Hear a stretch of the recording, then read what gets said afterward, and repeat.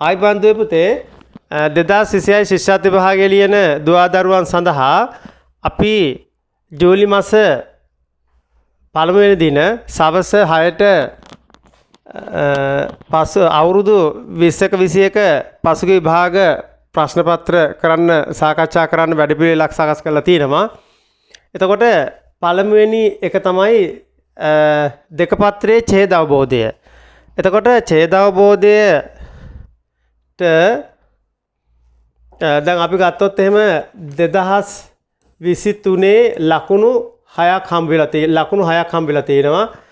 එතකොට 2024 සහ 2025 පසුගිය විභාග ප්‍රශ්න පත්‍ර වල ලකුණු 7ක් ලැබිලා තියෙනවා. එතකොට සමහර විට දැන් පසුගිය විභාග ප්‍රශ්න පත්‍ර බලනකොට අපිට පේනවා සමහරලාට 8ක් 9ක් 10ක් ඉන්න පුළුවන්. ඒ හින්දා මේ ලකුණු ටික ඔයාට ගන්න පුළුවන්. ලකුණු ටික ගන්න පුළුවන් කියන්නේ පුතේ මේ ඡේදය බොහොම ප්‍රවේශමෙන් කියවලා ප්‍රශ්නය කියවලා ඉතා නිවැරදි පිළිතුර ඡේදයෙන් තෝරලා ලියන්න තමයි තියෙන්නේ. right. එතකොට මේකේ තොර 2005 සිට 2025 පසු විභාග ප්‍රශ්න පත්‍ර වල දෙක පත්‍ර වල ආපු ඡේද ටික තියෙනවා. එතකොට අපි දැන් බලමු මුලින්ම 2005 ශිෂ්‍යත්ව විභාගයට ආපු ප්‍රශ්න පත්‍රය 2005. ඒකේ තියෙනවා පහත දැක්වෙන ඡේදය කියවා ඒ ඇසුරෙන් අසෑති අංක 1 සිට 8 තෙක් ප්‍රශ්න වලට පිළිතුරු සපයන්න. වී ගොවිතැන ජීවනෝපාය කරගත් අපේ පැරැන්නන්ගේ මහඟු සම්පත වූයේ ජලයයි. ගංගා මිටියාවත්හි පදිංචි වූ ඔවුහු ගංගා හරස් කොට සමුදුර බඳු මහ වැව් තැනූහ.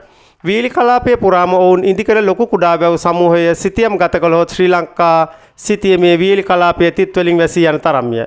එදා සෑම ගමකටම පාහේ වැව් දෙක තුනක්වත් තිබූ බවට අදටත් නෂ්ට අවශේෂ සාක්ෂි දරයි. ඒ නිසාම අතීතයේ වීලි කලාපයේ වැව් බැඳි රාජ්‍ය නමින් හඳුන්වනු ලැබිය. එතකොට අතීතයේ වීලි කලාපයේ වැව් බැඳි රාජ්‍ය නමින් හඳුන්වලා තියෙනවා. එතකොට මෙතන අපිට තියෙනවා පළවෙනි ප්‍රශ්නේ අහලා ජීවනෝපායන්නට සමාන අර්ථය දෙන පදයක් ලියන්න. මේක තාම අහනවනේ ජීවනෝපාය. කියන්නේ මොකද්ද? රක්ෂාව, රැකියාව, වෘත්තිය. අපිට ඒක එහෙම ගන්න පුළුවන්. හරි ඊළඟට පුතේ දෙවෙනි එක වීලියන්නට විරුද්ධාර්ථ දෙන පදයක් ලියන්න. තෙත, තෙත්.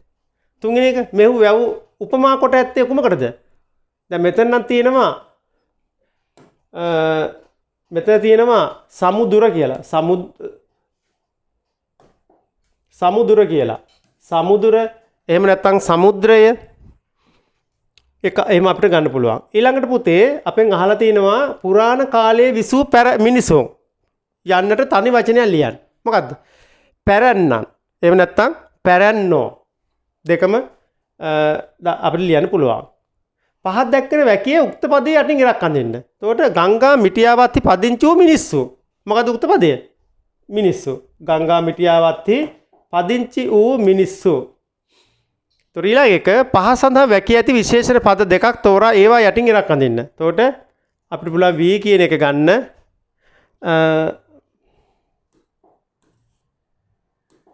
එතකොට අපිට ගන්න පුළුවන් වී ඊළඟට අපේ ඊළඟට මහඟු පද තුන ගන්න පුළුවන්. තුනෙන් දෙකක්. නෂ්ටාවශේෂ යන්නේහි තේරුම කුමක්ද? මොකද නෂ්ටාවශේෂ කියන්නේ? කැඩී බිඳී ගිය ඉතිරි වූ කොටස්. මොනවද? කැඩී බිඳී ඉතිරි වූ කොටස් තමයි නෂ්ටාවශේෂ කියලා කියන්නේ. එතකොට තිත් වලින් වැසී යන තරම් යන්නේ අදහස් කරන්නේ මොකද්ද? බොහෝ වැව් තිබූ බව. විශාල ප්‍රමාණයෙන් වැව් තිබූ බව. එතකොට පුතේ මේ වගේ දැන් අපිට මේ ඡේදය කියවලා මේ ලකුණු ටික ඉතා පහසුවෙන් ගන්න පුළුවන්.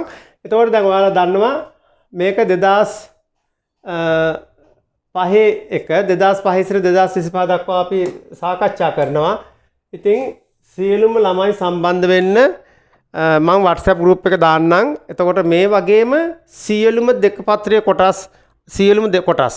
එතකොට පරිසරය, ගණිතය, ඊට පස්සේ දෙමළ තව පද විභාගය දැන් මේක මේ ඡේද කොටස් ටික විතරනේ අක්ෂර වින්‍යාස ව්‍යාකරණ හැම දෙයක්ම අපි වසර මේ ප්‍රමාණය 2005 සිට 2025 එක් අපි සාකච්ඡා කරනවා. ඒ වගේම තමයි එතකොට මේ අවස්ථාවේ ලකුණු ගොඩාක් දුර්වල මට්ටමක ළමයි ඉන්නවා නම් ඔයා මේකට සම්බන්ධ වෙන්න විශාල ප්‍රගතියක් ඔයාට අත්පත් කරගන්න පුළුවන්. එතකොට අපි පළමුවෙන්දා ජූලි පළමුවෙන්දා සවස 6ට හමු වෙමු. ඉතින් සියලු දෙනාටම දන්න අයට මේක ෂෙයා කරලා ඔයාලා මේ සම්බන්ධ වෙන්න කියලා කියන්න. ඉතින් සියලු දෙනාටම ස්තුතියි.